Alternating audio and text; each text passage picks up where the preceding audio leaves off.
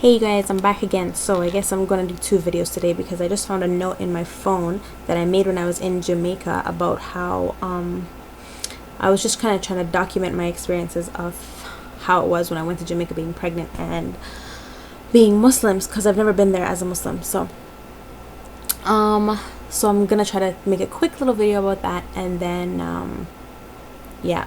So it's my Jamaica vlog. How I thought it was going to be. I thought it was going to be hard and alienating at first. I prepared for the worst, but I put my trust in Allah. I was nervous, but He definitely made it easy on me, alhamdulillah. So when I first went there, I was really nervous because I was the only Muslim on the plane, and I was the only hijabi, like the only visual Muslim, I guess you can say, on the plane, because as I was there, I realized, talking to a lot of people, that that there are a lot of Muslims in Jamaica, but there are not a lot of visible Muslims. So you'll talk to them and they'll be like, "Oh, are you Muslim?" "Yes." "Oh," and they'll say, "Me too." So it was really weird. But there are a lot of Muslims in Jamaica, despite, the popular way of thinking. Let's see. Yes, I did wear my hijab the whole time that I was in Jamaica. I didn't take it off. And it wasn't hot at all. It's not very humid in Jamaica. It's more just hot. So I didn't wear any black, so that really helped a lot. But other than that, I didn't find it to be unbearable or anything like that.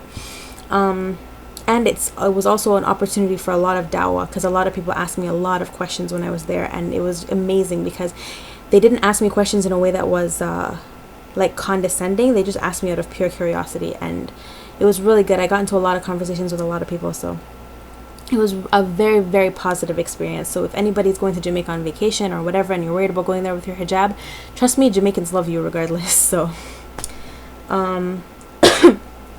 that's what happened with my hijab. People did not give me dirty looks, but a lot of curious looks. And a lot of people said salam alaikum. Like, it's more people there said salam alaikum to you when you're walking on the street than here. And there are more Muslims here, apparently. But when I was walking, it was such a common occurrence for people to just be like, "Oh, hey, salam alaikum," like to me on the street. It just seems to be such a tight-knit community there, whereas here it's not like that. But so that was good. People are not really judgmental. I just answered their questions and then returned their salams. I got, even when I was walking back from the grocery store once, some guy yelled out the window. He was like, "You're a beautiful Muslim." A lot of people respect women, which I didn't expect either, but when I was there, I realized that a lot of people respect women who cover up their bodies, because it's such a rare thing to see there, I guess, for women to cover up, that a lot of men respect that so much. And I've gotten so many comments where it's like, "I respect you so much for what you're doing, and I want a woman like that who covers her body and doesn't show it to other men." And it was just really interesting because I'd never seen that side of Jamaica before. I did go to a mosque in Jamaica. It was amazing. A masjid. I went for 2 Jummahs. The first week I was still kind of getting used to it, but for the last 2 weeks I was there for 3 weeks. I went to Jummah for the last 2 weeks. It was amazing.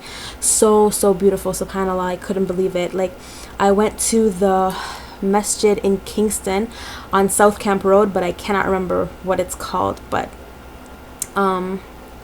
took a picture of it. Maybe I'll try to put the picture in the video. But it was an amazing experience. The mosque was so beautiful, and the community inside the getting text messages.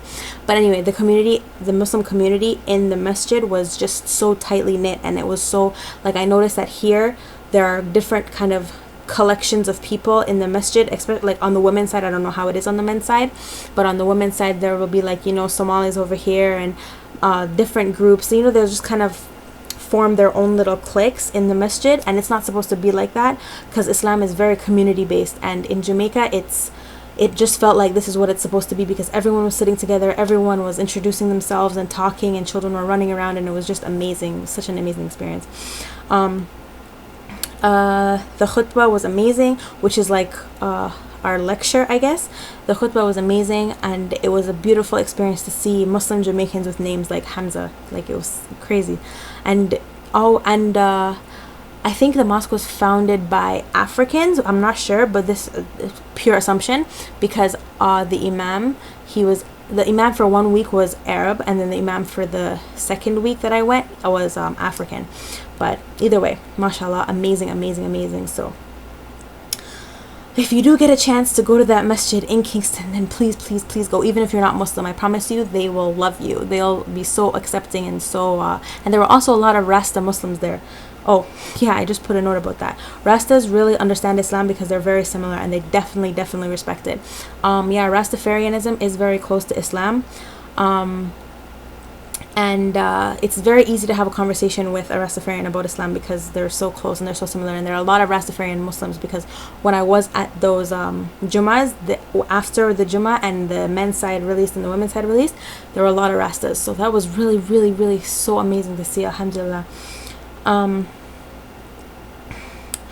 So all in all, I hope I was able to get more people interested in Islam, at least to the point where they are more open with it, more open to asking questions.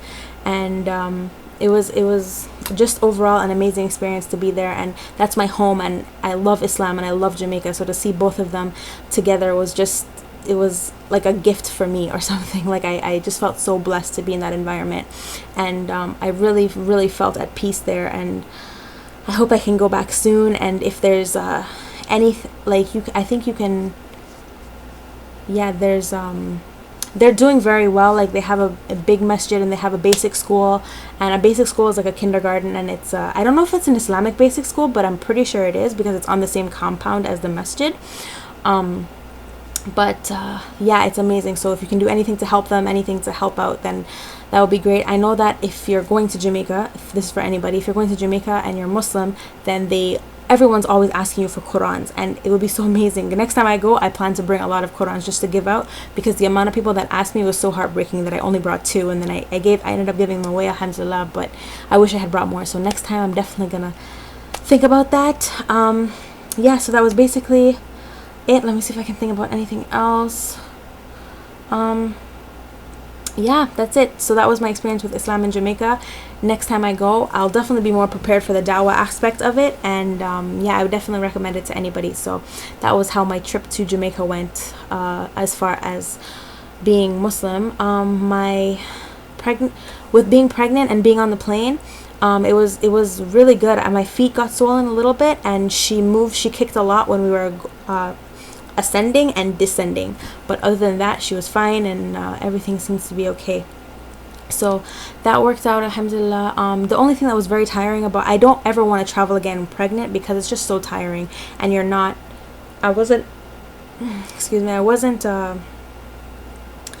just wasn't up to doing a lot of the things that I would normally have done. So I definitely don't want to travel pregnant again, but if I have to, then I guess I have no choice. But I wouldn't recommend it just because you're so tired.